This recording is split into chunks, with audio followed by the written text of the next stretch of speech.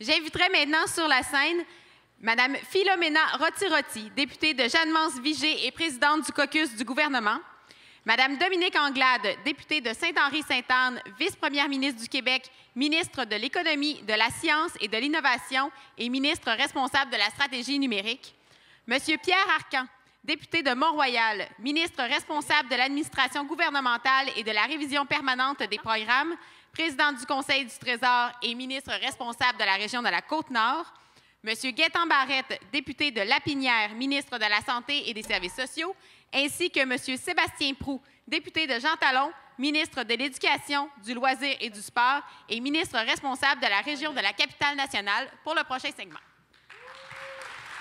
Alors, rebonjour, chers collègues, chers militants. Alors, une main d'applaudissement pour notre collègue Jean-Marc Fournier. Merci, Jean-Marc.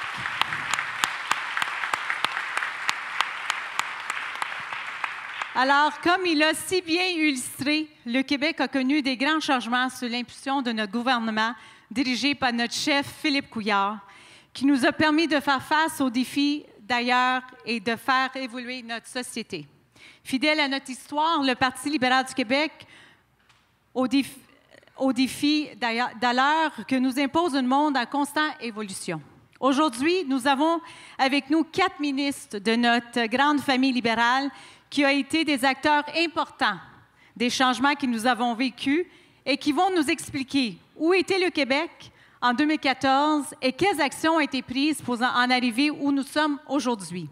Alors, suite à la présentation de chacune de nos invités, vous aurez l'occasion de leur poser vos questions lors de la période d'échange qui va durer environ une quinzaine de minutes. Alors, à cet effet, je vous rappelle que vous pouvez dès maintenant poser vos questions en vous connectant à l'adresse affichée à l'écran.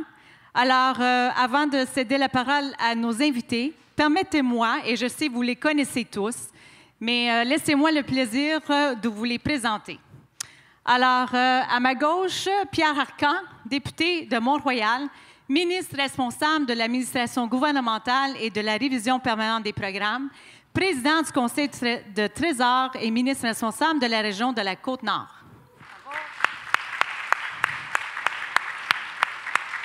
Suivi par Dominique Anglade, député de Saint-Henri-Sainte-Anne, vice-première ministre, ministre de l'Économie, de la Science et de l'Innovation et ministre responsable de la stratégie numérique.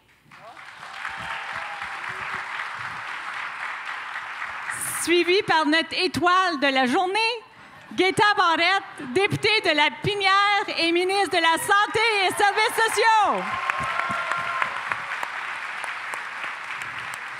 Et finalement, et pas le moindre, Sébastien Proulx, député de Jean Talon, ministre de l'Éducation, de Loisirs et du Sport et ministre responsable de la Capitale-Nationale. Alors, chers collègues, la parole est à vous. Alors, je ne sais pas qui entre vous voulait commencer. Alors, Pierre, vas-y. Alors, merci infiniment et bonne journée à tous. Vous savez, c'est un plaisir d'être ici, d'une part, parce qu'on veut travailler tous à la victoire le 1er octobre prochain. Et je suis particulièrement heureux d'être ici pour vous parler, entre autres, d'un message qui a été répété de nombreuses fois ce matin. Mais c'est un message qui vaut la peine d'être répété aux électeurs. Parce que quand on dit, hein, il y a la fameuse phrase qui a été utilisée pendant longtemps, qui disait souvent « Are you better off than you were 4 years ago? » Est-ce que vous êtes aujourd'hui dans une situation qui est meilleure qu'il y a 4 ans? Oui. La réponse, c'est oui, clairement. Et le Québec va mieux. Et je ne peux pas vous donner un plus bel exemple. Moi, quand j'ai été nommé ministre responsable de la Côte-Nord, j'ai dit au premier ministre, écoutez, c'est une région qui est en difficulté, c'est une région qui va être difficile, c'est une région éloignée du Québec. Mes chers amis, hier, j'ai annoncé avec Véronique Tremblay, notre ministre déléguée au transport, le bureau de projet qui va relier Baie-Sainte-Catherine à Tadoussac. On a annoncé le prolongement de la 138 il y a quelques semaines. On a annoncé des investissements de 22 millions de dollars pour que l'Internet sur la Basse-Côte-Nord soit 40 fois plus rapide. Et enfin, on a acheté un terrain près du port de Sept-Îles pour s'assurer qu'il y ait un meilleur accès au port de Sept-Îles. Et depuis ce temps-là, l'économie va très bien sur la Côte-Nord. Et je terminerai en vous disant en plus qu'on a Jonathan Lavoie dans René Lévesque et Laurence Méthode dans Duplessis. Ils vont être élus à la prochaine élection.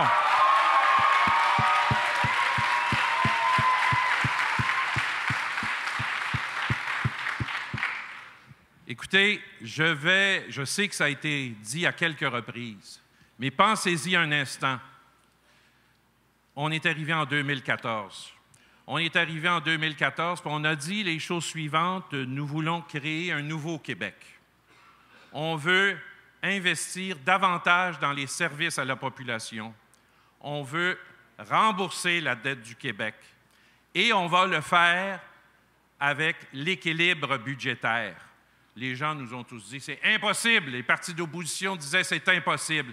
Bien, c'est possible avec le leadership de Philippe Couillard, chers amis.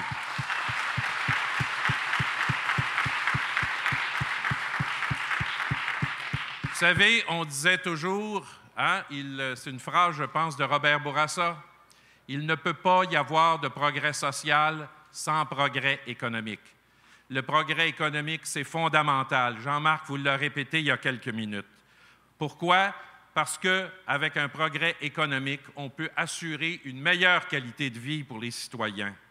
Et on a réussi cette année, en plus de tout ce qu'on a fait, un remboursement qui va sauver des intérêts, des centaines de millions d'intérêts qu'on va pouvoir remettre dans les services aux Québécois. Ça, c'est une gestion efficace de la part de notre gouvernement.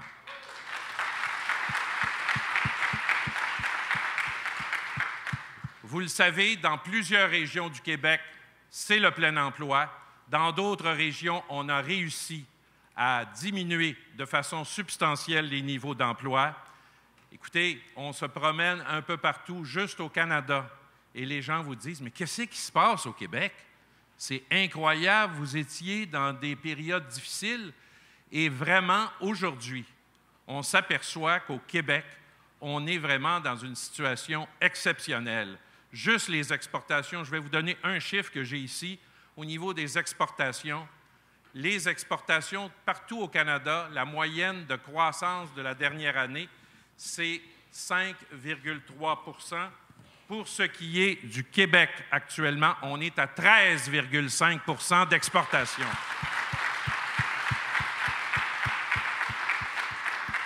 Et vous savez, depuis que je suis au Conseil du Trésor, depuis les derniers mois, eh bien, c'est une job qui est relativement facile parce que c'est une job qui fait en sorte qu'on a les marges de manœuvre pour lesquelles on peut véritablement travailler, avec lesquelles on peut véritablement travailler. Le seul qui me cause la difficulté, c'est Gaétan. Gaétan, il y a trop de projets, il y a trop d'idées. Il fait trop d'efforts pour rétablir la santé. Bravo!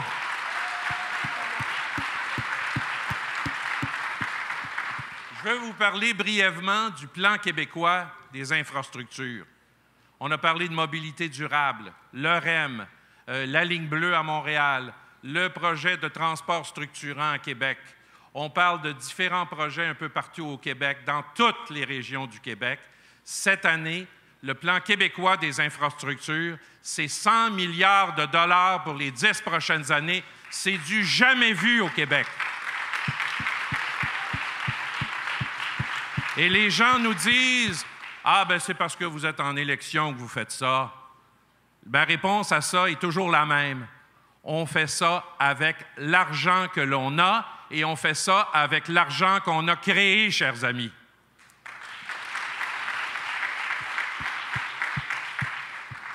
Je voulais également profiter de l'occasion pour vous dire que les défis des prochains mandats sont grands. Je pense qu'on aura l'occasion très bientôt de vous exposer certains de nos défis du prochain mandat. On aura l'occasion de discuter de ce qu'on veut faire. On aura l'occasion également de vous dire, et nous sommes des bons gestionnaires. Je pense que tout le monde reconnaît qu'on a été des bons gestionnaires. On a également pour le Québec une vision immobilière parce qu'on va créer des revenus, on va faire marcher l'économie, mais également on va continuer de contrôler les dépenses. On va contrôler les dépenses via, par exemple, cette vision immobilière qui va faire en sorte qu'on va travailler tous ensemble à mieux gérer les établissements du Québec, à se donner ensemble des normes extrêmement précises pour faire en sorte que nos écoles, que nos hôpitaux, on puisse avoir actuellement des meilleures écoles, des meilleurs hôpitaux.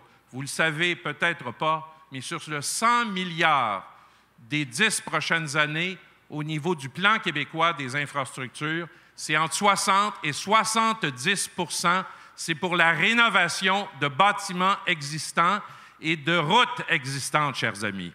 Alors, essentiellement, c'est le message que j'ai à vous lancer aujourd'hui.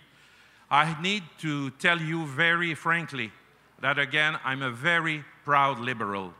I live in a riding that is quite important in many elements because you have all kinds of different communities. And everybody is telling me the same thing. You are the only party that can bring us together. Et ça, je pense que c'est très important pour les Québécois. Alors, tous ensemble, allons vers la victoire. On va se battre jusqu'au bout. Merci infiniment. Merci. Merci beaucoup, Pierre. Alors, si vous permettez, on va passer à le prochain intervenant, Dominique, et par la suite, à la fin des présentations, on prendra via les micros. Il y a 2 micros dans la salle. Sinon, vous pouvez le faire directement, je vous rappelle, à vous connectant à l'adresse affichée qu'on avait affichée à l'écran tout à l'heure, et vous allez la voir apparaître ce peu. Alors, Dominique, la parole est à vous. Alors, bonjour tout le monde. Bonjour. Merci le clicker. Alors, quelle énergie on a vu se déployer ce matin. Vraiment contente d'être là. Est-ce qu'on est prêt pour le 2 octobre? 1er octobre, 2 octobre, la victoire?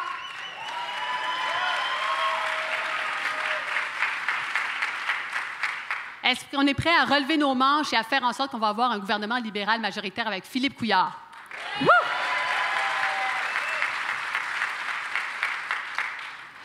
Un deuxième mandat, c'est ça qu'on va aller chercher. Alors, écoutez, c'est sûr que ce deuxième mandat-là, on n'ira pas le chercher basé sur notre bilan. Mais c'est important de parler du bilan pour nous assurer de savoir d'où on vient puis où est-ce qu'on veut aller. Et alors, on va passer quelques minutes là-dessus. Alors, mon collègue Pierre a parlé de la situation économique. On a été capable d'avoir un budget équilibré. Puis ce que ça nous a permis de faire, c'est dégager des marges de manœuvre pour aller soutenir tout ce que Gaétan fait, pour aller soutenir tout ce que Sébastien fait et pour aller de l'avant dans tout ce que l'on appelle le volet social de notre société. Alors, qu'est-ce qu'on a réussi à faire? La création d'emplois. Qu'est-ce qu'on a réussi à faire? Les taux de chômage, qui sont extrêmement bas. Mais c'est bien quand on se le dit entre nous, mais c'est encore mieux quand d'autres le disent. Et là, ce qu'on a vu dans les derniers mois, dans la dernière année, Québec's economy crawled out of the doghouse, now it's a powerhouse. Qui dit ça? Le National Post. Plus récemment, National Bank tops forecast thanks to Quebec's economy. Qui a dit ça? Le Globe and Mail. Ça faisait combien de temps qu'on n'avait pas vu ça? Ça faisait combien de temps? Bien, grâce à notre gouvernement dirigé par Philippe Couillard, c'est ça qu'on a réussi à faire. Je pense à vous une grosse main d'applaudissements pour le Premier ministre.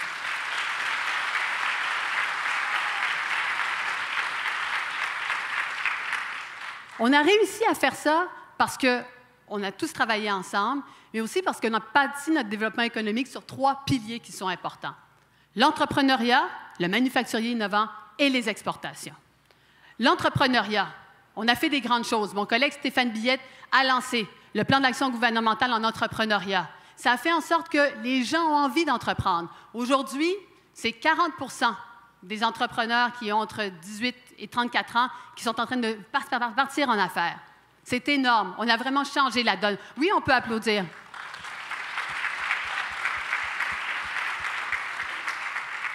Ça fait 2 ans maintenant qu'on parcourt les régions du Québec. On a été dans toutes les régions. On a fait 2 tournées dans le secteur du manufacturier innovant pour aller transformer les usines, pour aller faire en sorte qu'on investisse en automatisation, en robotisation, en numérisation. Avant de faire cette tournée-là, on investissait bon an, mal an 66 millions de dollars par année dans le manufacturier innovant. Dans les 2 dernières années seulement, c'est 1 milliard de dollars qu'on a investi dans notre économie. 1 milliard avec 400 projets dans toutes les régions du Québec. Et en plus, l'année passée, pour la première fois depuis 10 ans, 43 % des emplois qui ont été créés dans le secteur du manufacturier. Puis ça, c'est parce que nos entrepreneurs se sont pris en main et ont vraiment lancé quelque chose de fort. 43 % c'est extraordinaire comme résultat.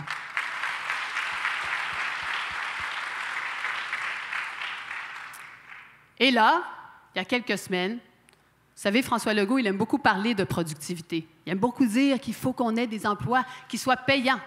On n'est pas assez fort en productivité. Mais il y a quelques semaines, Francis Vaille a pris la parole et qu'est-ce qu'il a dit? Il a écrit « Non seulement l'emploi croît à un bon rythme, mais la production augmente encore davantage, si bien qu'il y a une croissance réelle de la productivité. On n'avait pas vu ça depuis le début des années 2000. » C'est ça le résultat de tous les investissements qu'on fait aujourd'hui et c'est significatif.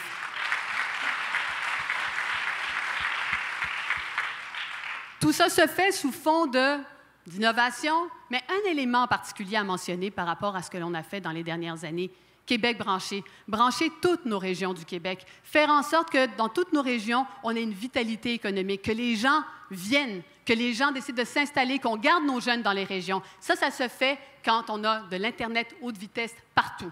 Bien, on a annoncé 82 projets pour brancher près de 100 000 foyers. 100 000 foyers à brancher. Il reste encore du travail à faire, mais fort heureusement, grâce à la générosité du Trésor notamment, grâce à la générosité du Trésor et du ministre des Finances, 200 millions de dollars qui vont être mis de l'avant pour le 2e appel à projet. C'est significatif. Finalement, nos entrepreneurs sont à la conquête de nouveaux marchés. Et c'est important de dire qu'il faut qu'on sorte évidemment des frontières du Québec pour continuer à stimuler l'économie. Alors, l'ALEC, c'est un partenariat que l'on a dans le reste du Canada.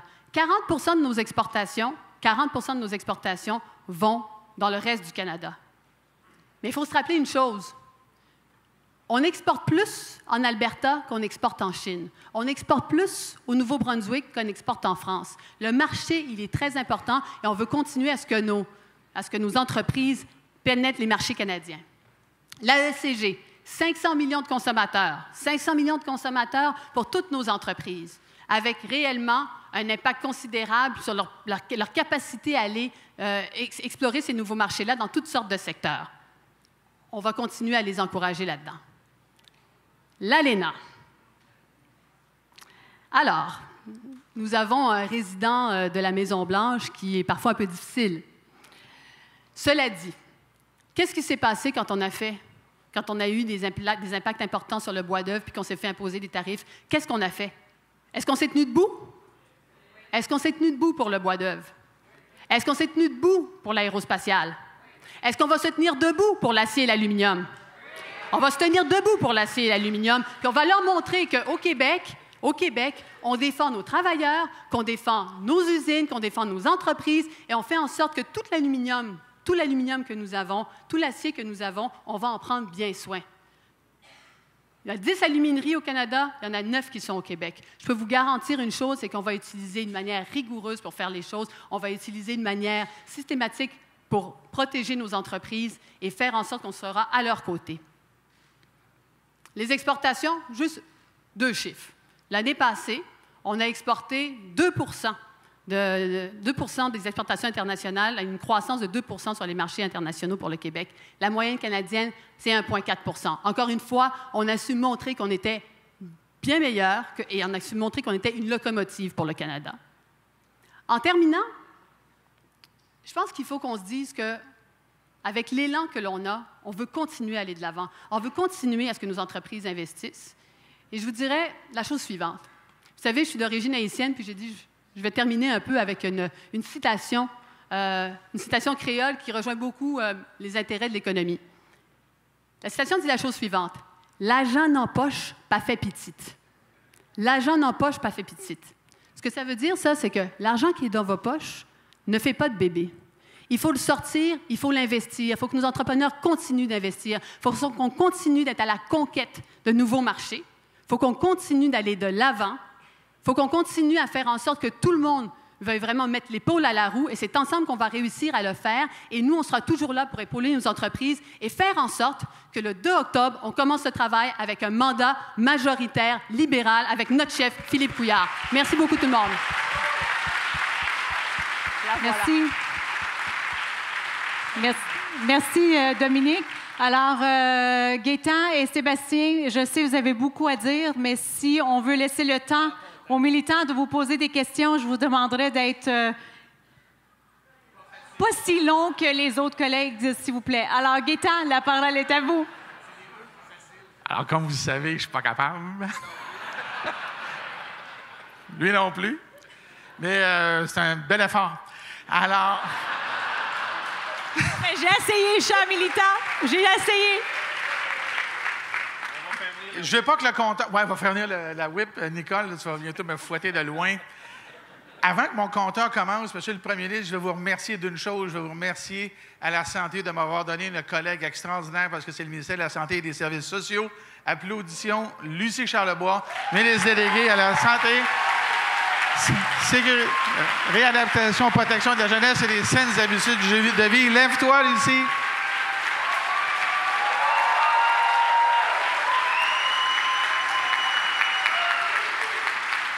On est tellement complémentaires qu'elle était bien en rouge puis j'étais bien en bleu, c'est les couleurs du Parti libéral. Puis on ne s'est pas parlé hier soir.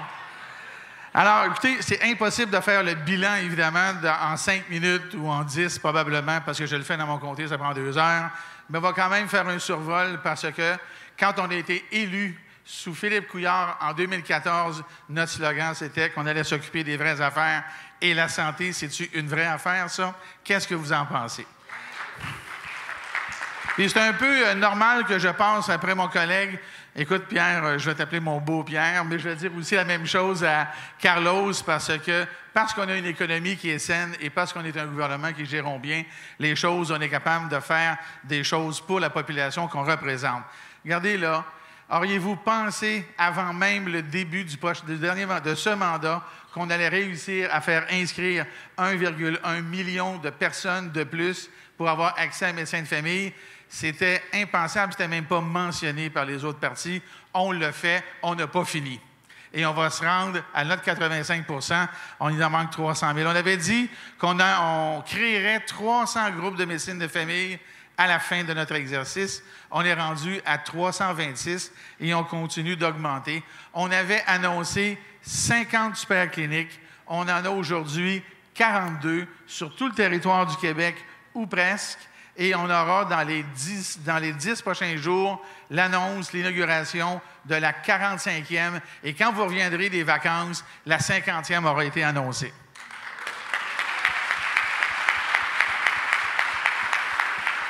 Vous avez eu un très bel exemple de ce que ça donne quand Maryse a fait son petit mot tantôt. Je t'en remercie, Maryse, c'était vraiment très bien. Regardez, l'accès aux médecins spécialistes, on a fait une chose qui est une innovation absolue. On a mis en place un guichet qui fait en sorte que lorsqu'un médecin de famille vous demande pour vous une consultation, on l'arrange pour vous. Si ça doit être fait dans 3 jours, c'est fait. Si ça doit être fait dans 10 jours, c'est fait. Si ça doit être fait dans 21 jours, c'est fait. Ça, c'est une innovation qui va rester pour toujours. On a rendu gratuite, couverte par l'assurance maladie, les échographies en cabinet. On a augmenté le nombre de volumes d'examens d'échographie en cabinet. Il y a plus de 100 000 Québécoises et Québécois. Il y en a probablement ici dans la pièce qui étaient sur une liste d'attente pour des tomodensitométries. Et on sait que ce sont des examens importants ou des résonances magnétiques. On a fait ça. Et ça, ce n'est pas un investissement ponctuel. C'est un investissement récurrent. Nous avons augmenté la capacité de faire des examens pour vous. C'est ça, s'occuper des vraies affaires. Et on en a fait une qui est passée très inaperçue, très, très inaperçue. Il y avait une asymétrie du financement des soins de santé et de services sociaux d'une région à l'autre au Québec. Dans ce budget, merci Pierre, merci Carlos, on a réussi à dégager, pour la première fois de l'histoire du Québec, la correction de l'inéquité entre les régions en distribuant entre les régions une somme additionnelle de 300 millions de dollars pour équilibrer le financement de santé et des services sociaux au Québec. Ça, c'est quelque chose qu'on n'a pas entendu beaucoup parler, mais qui fait une différence dans toutes les régions du Québec.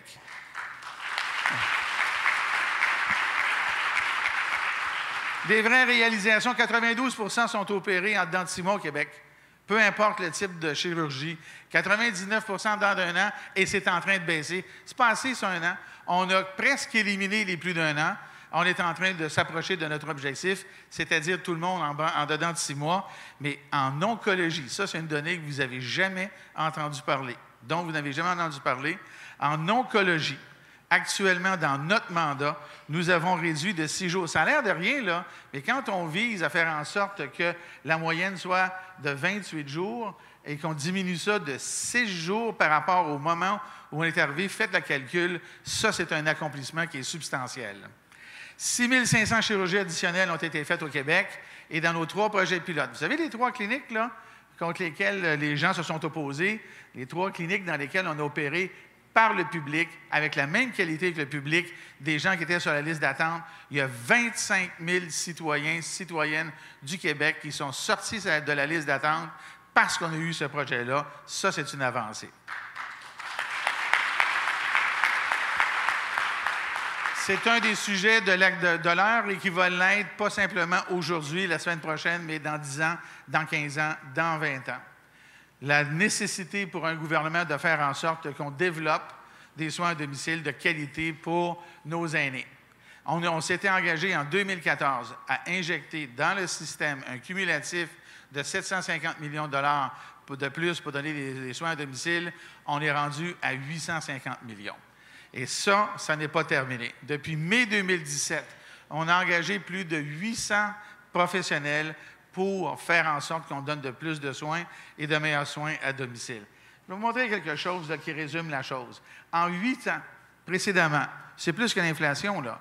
En 8 ans, de 2005 à 2013-14, il y a eu une augmentation de 38 % des heures de service, des vrais services donnés à la population. En 4 ans, dans notre mandat, on a augmenté de 30 %. Ça, c'est une accélération des investissements pour vous, pour vos proches, et c'était nécessaire de le faire. Et on peut-tu s'entendre que c'est nécessaire de continuer dans cette direction-là?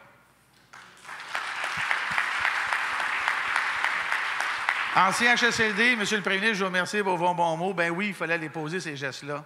Je suis allé hier à Sainte-Dorothée et j'ai vu du personnel dévoué.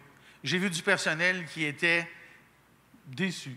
Hein? Quand on est rendu à aller dans un CHSLD rencontrer le personnel parce qu'on fait appel au programme d'aide aux employés, parce que le climat de l'espace public est à ce point-là négatif que les gens se démotivent, il faut aller les encourager. Je le dis aujourd'hui, dans notre réseau, on a du personnel très qualifié, très dévoué, qui donne d'excellents services à nos personnes aînées et on doit les applaudir.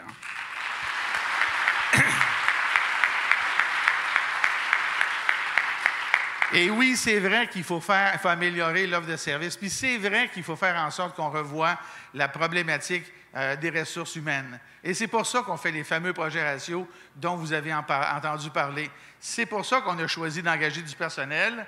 C'est totalement pour ça, et on va continuer. Maintien à domicile, CHSLD et bien d'autres secteurs, c'est ce que fait le gouvernement pendant ce mandat-là. J'en pense. Et ce que je pense, parce que je n'ai pas le temps de le dire, évidemment, ce sont tous les investissements en infrastructure qu'on a faits dans toutes les régions du Québec. On a amené de la dialyse aux îles de la Madeleine. On a amené la dialyse sur la Côte-Nord. On l'a multiplié en Gaspésie. On aura un centre de cancérologie en Abitibi. On aura une faculté de médecine en Outaouais. Et j'en passe.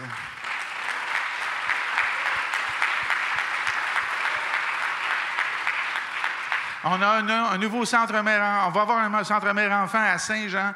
On a annoncé la rénovation du bloc opératoire à Chicoutimi, à Charlemagne, j'en passe. On amène la dialyse à Latuc. On vient d'inaugurer un centre additionnel, un aile additionnelle à Trois-Rivières. On aura des annonces de la construction à faire à Victoriaville, à Drummondville, partout au Québec. On a réussi à faire des avancées, des améliorations parce qu'on a bien géré l'État et parce qu'on a pris des bonnes décisions. Monsieur le Premier ministre, merci Carlos, Pierre, bravo pour ce que vous avez fait. Mais l'Assemblée, oui, vous pouvez le dire, mais la transformation du réseau, elle est là. La transformation de vos vies, là, c'est le Carnet Santé Québec. Ça, là, c'est là-dessus. Le Carnet Santé Québec, là, ça signifie qu'à partir d'aujourd'hui, sur votre téléphone cellulaire, vous allez avoir accès à la liste des médicaments que vous prenez. Vous allez pouvoir prendre sur votre téléphone cellulaire un rendez-vous chez le médecin. Vous allez pouvoir voir vos rapports d'analyse médicale et de rapports de radiologie. Vous me l'avez demandé à chaque congrès. Je vous dis qu'en septembre cette année, vous allez voir sur le carnet santé ce que coûte le médecin. En 2019, vous allez pouvoir avoir le coût complet de l'épisode de soins. Vous allez avoir accès à des données vulgarisées qui vont faire quoi? Vous allez pouvoir vous prendre en charge avec l'information complète. Et ça va changer votre relation avec le monde médical et aussi avec le monde des services sociaux. Parce que dans les services sociaux, il y a aussi des interactions importantes que vous devez avoir. Le carnet santé vous amène là. C'est un outil en évolution qui est transformationnel. Je vais terminer là-dessus parce que je sens que Philo, tu as hâte que j'arrête. Je vais commencer par je vais terminer... Commencer, c'est un lapsus révélateur. Je vais terminer en faisant une référence au programme de la CAQ. Y a-t-il quelqu'un qui croit ici là, que demain matin, vous allez attendre juste 90 minutes à l'urgence? Si c'était faisable, je l'aurais fait. C'est simple de même.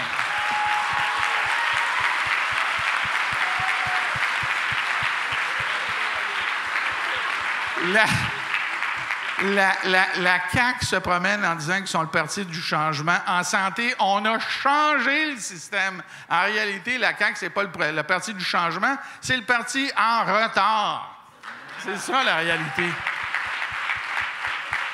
Là, je termine pour de vrai. La réforme que l'on fait puis les changements qu'on a apportés, ça prend 2 mandats pour le faire. Et ça donne que 2, c'est aussi le signe de la victoire libérale au prochain scrutin. Merci, Gaétan. Merci. Alors, je vous invite de continuer à poser vos questions par Internet. Évidemment, le temps file. Alors, on va sélectionner les 3, je dirais les trois top questions. Alors, vous voulez que je passe aux questions tout de suite?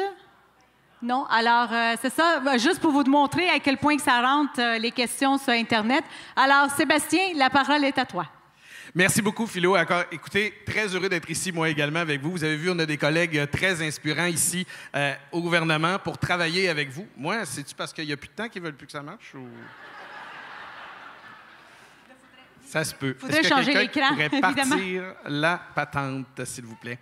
Alors, écoutez, entre-temps, vous dire qu'on n'a pas chômé également en éducation. Vous aurez compris que les 4 dernières années ont été aussi des années d'action. Puis on a lancé un élan de transformation comme ça a été fait dans l'ensemble du Québec. J'ai écrit « Ensemble, nous avons changé l'école québécoise pour la réussite éducative de nos enfants ». C'est important de le dire ainsi parce que c'est vrai, on s'est intéressé d'abord et avant tout à la réussite.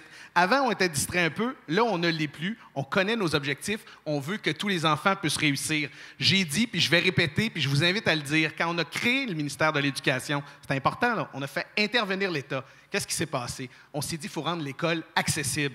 Aujourd'hui, plus de 50 ans plus tard, qu'est-ce qu'il faut faire? C'est rendre la réussite accessible à toutes et à tous. Et tous les collègues qui m'ont précédé aussi y ont travaillé. Ça fait un mandat qu'on travaille là-dessus ensemble. La politique de la réussite éducative, le deuxième point, c'est peut-être le point le plus important, mais en même temps le plus fédérateur de tout ce qui a été fait, parce que cette politique, c'est notre vision pour les 13 prochaines années. Si on veut transformer le ministère de l'Éducation, la pensée en éducation, les actions en éducation et faire collaborer les gens de toutes les communautés priorité en éducation. Nous aussi, ça va nous prendre 2 mandats et même un peu plus, Monsieur le Premier ministre. Alors, M. Couillard, on a besoin de vous et de nous et de vous tous encore longtemps.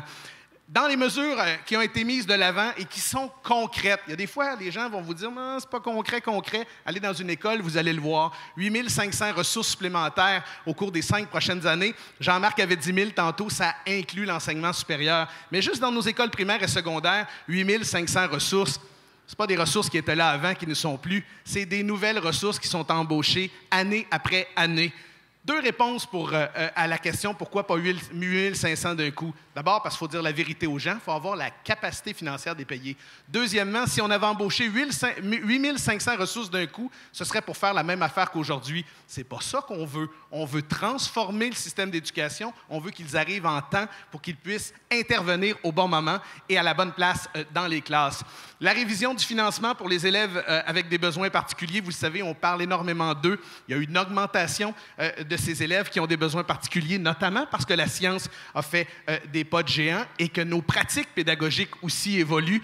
Avant, pour obtenir du financement particulier, il fallait aller jusqu'à Québec au ministère de l'Éducation pour obtenir une validation des codes.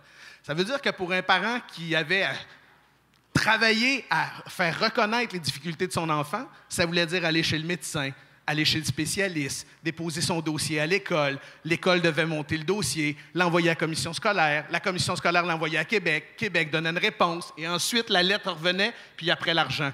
Vous déposiez votre dossier en novembre. Parfois, vous aviez l'argent en mars, en avril ou en mai. L'année est finie, là. Il ne reste que quelques semaines à l'année scolaire.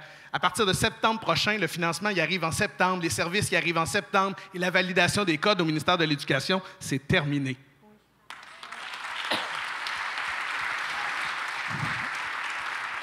Les professionnels, les spécialistes qui sont dans nos écoles vont travailler avec nos enfants plutôt que de remplir des papiers.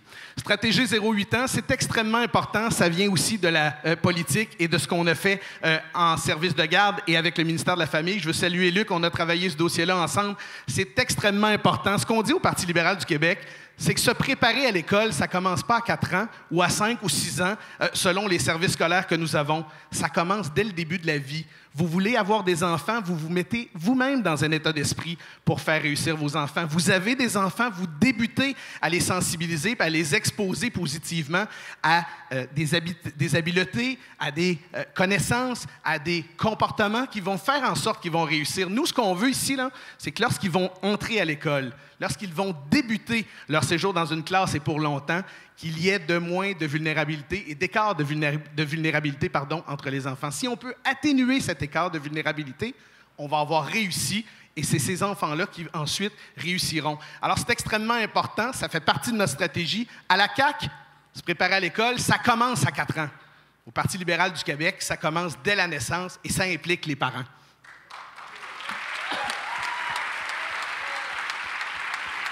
Et nos services de garde éducatifs, dans la complémentarité, je tiens à le répéter, Luc et moi portons ce message-là très fort avec le premier ministre. Il faut être capable de donner du choix aux gens. Il faut de la qualité là où elle se trouve, ça veut dire partout, mais il faut être capable d'intégrer puis d'arrimer ensemble tous ces services pour bien les préparer à l'école. Je passe rapidement pour vous dire qu'on a travaillé aussi dans les contenus. Il y a des nouveaux cours à l'école, il y a des nouvelles orientations, surtout des nouveaux apprentissages. Vous le savez, ça a été demandé, éducation financière en secondaire 5, c'est chose faite. Les élèves adorent ça, les parents sont contents, il y a juste les syndicats qui nous poursuivent. C'est pas grave, j'irai témoigner si nécessaire, on va gagner, c'est important. C'est pas pour moi qu'on fait ça, c'est pour nos enfants. Éducation, sexualité, les contenus, ça débute dès l'automne. La formation est donnée, ne soyez pas inquiets. Formation RCR en 3e secondaire. Ça peut vous paraître banal, mais c'est important. Nos enfants, dès cet âge-là, là, ils peuvent s'impliquer dans la communauté. Comment? En sauvant aussi des vies autour d'eux. Moi, je fréquente des arénas avec mon petit bonhomme de 12 ans. Et puis, il y a un défibrillateur au complexe. Il n'y en avait pas avant. D'abord, c'est une bonne nouvelle d'en avoir partout. Mais deuxièmement, on parlait de ça avec des parents, puis on se rendait compte qu'effectivement, si un de nous, dans la gang, passe une mauvaise journée, ce ne sera pas mon cas, Gaétan, ne t'en fais pas, les jeunes aussi peuvent intervenir. Il y a des pays dans le monde où vous marchez sur la rue, vous êtes malade, vous avez un incident, vous avez un malaise, les gens autour de vous peuvent vous sauver, vous aider. On veut que les jeunes participent et soient sensibilisés, parce que quand ils suivent cette formation, ils se sensibilisent aussi. Puis ils peuvent rentrer à la maison et dire à papa ou à maman, écoute, peut-être que tu devrais faire attention. Orientation scolaire et professionnelle. On parle de formation professionnelle, on parle de positionnement de formation professionnelle. C'est important. Il faut qu'il y ait accès à cette formation à l'école. Pas seulement pour y aller, il faut que quelqu'un leur en parle.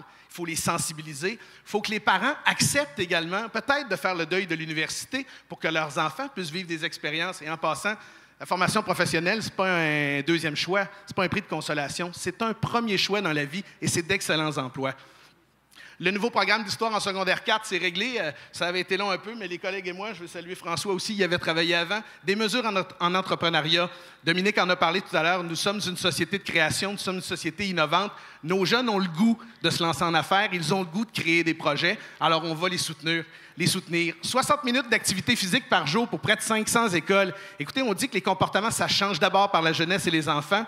On a été capable de développer un programme pour que nos enfants puissent bouger 1 heure par jour au moins. Ça, c'est ce que dit l'OMS. L'Organisation mondiale de la santé dit que si on bouge 1 heure par jour tout au long de la vie, surtout lorsqu'on commence quand on est petit, bien, ça fait en sorte qu'on peut conserver ces comportements longtemps. Alors, sans ajouter des cours d'éducation physique, sans tout changer le programme de l'École québécoise. Nos enfants arrivent tôt à l'école, ils partent plus tard en fin de journée. On a été capable, avec des équipes écoles, des enseignants qui y participent, de créer une communauté de gens qui bougent. Il y a la moitié des écoles primaires, là, tout près, qui sont dans le programme ou en voie d'y être. On veut que toutes les écoles primaires y soient. Pierre, je vais te reparler pour le financement.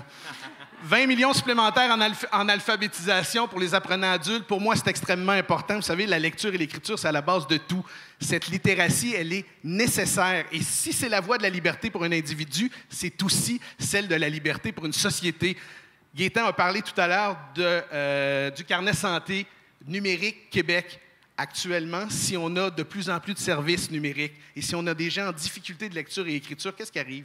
C'est la fracture sociale qui augmente. C'est cette fracture numérique-là qui va s'accentuer. Les jeunes, ils doivent bien sûr apprendre dans nos écoles à évoluer dans un monde différent, mais leurs parents, ceux et celles qui sont dans nos entreprises actuellement, ont aussi le droit, parce que pour moi c'est un droit, de savoir lire et écrire. Alors on travaille avec eux pour que ce soit le cas.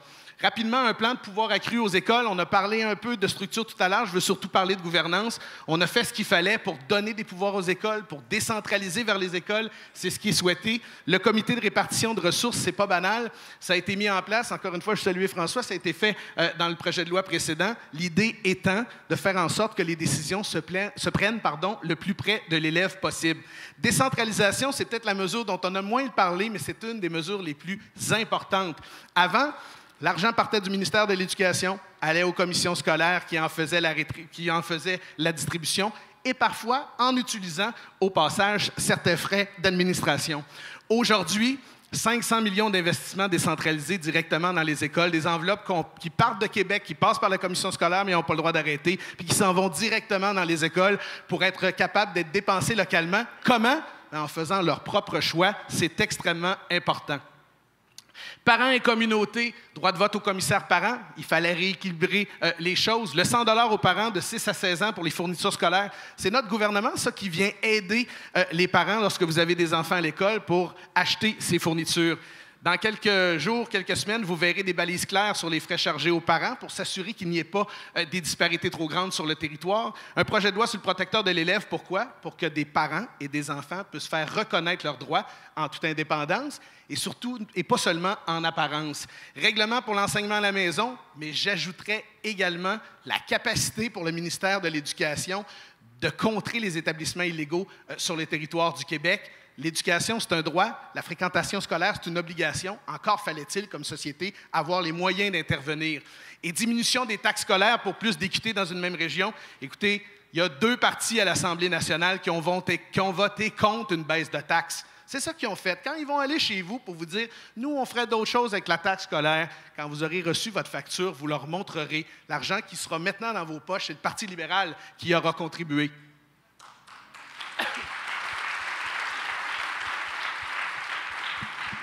Je veux aussi parler d'infrastructure. Il me reste 2 points en particulier à vous parler. Un nouveau système uniformisé pour les inspections. Qu'est-ce que ça veut dire? C'est que maintenant, on les évalue toutes de la même façon, nos écoles.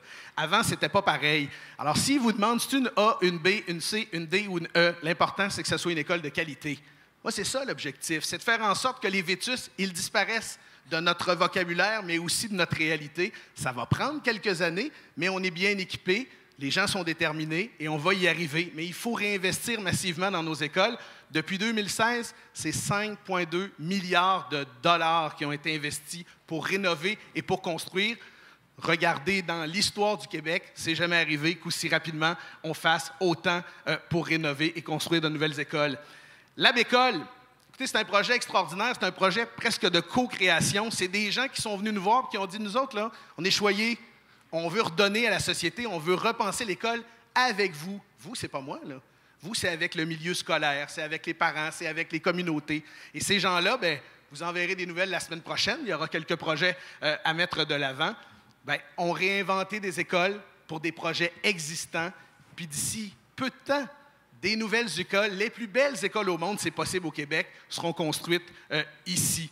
On travaille également avec une chaire de recherche. Pourquoi? Bien, parce qu'au ministère de l'Éducation, quand vous déposiez un projet, si ça ressemblait à un projet des années 70 ou 80, c'était accepté. Pourquoi? Bien, parce que le cadre de référence faisait en sorte qu'une école, ça avait l'air des écoles quand moi j'étais petit. J'ai peut-être pas beaucoup grandi, mais quand même, c'est une réalité.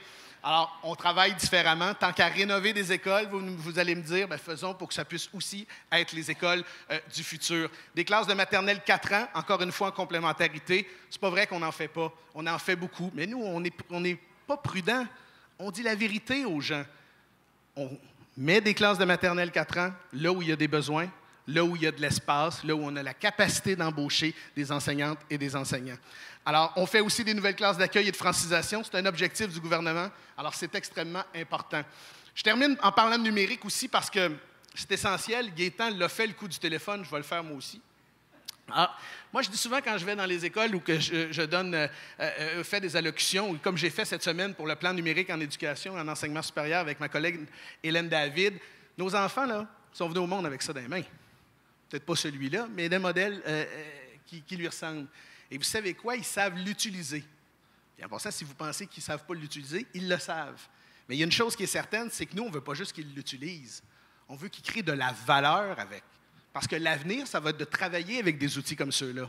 Alors, c'est la raison pour laquelle, à partir de septembre, dans toutes les écoles du Québec, on a la capacité de mettre en place des combos numériques pour les doter d'outils en robotique, pour faire de la programmation, pour les soutenir en informatique, pour qu'ils puissent travailler différemment.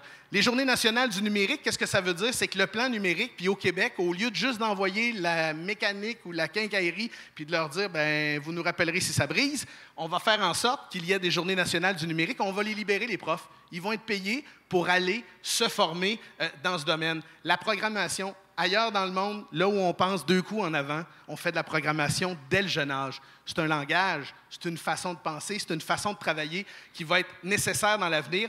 On va commencer 2021. Moi, j'aimerais 2020-2021. C'est notre souhait, c'est qu'il y en ait dans toutes les écoles du Québec. La formation à distance, un dossier unifié pour qu'on puisse suivre nos élèves, c'est extrêmement important. Je veux vous parler 2 instants des enseignants et de notre vision.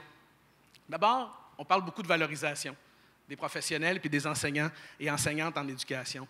Cette valorisation-là, elle va passer, oui, par des mesures supplémentaires. Elle va passer, oui, par un rehaussement de leurs conditions, puis une transformation, je dirais, du modèle dans lequel ils évoluent et également dans l'organisation du travail en passant.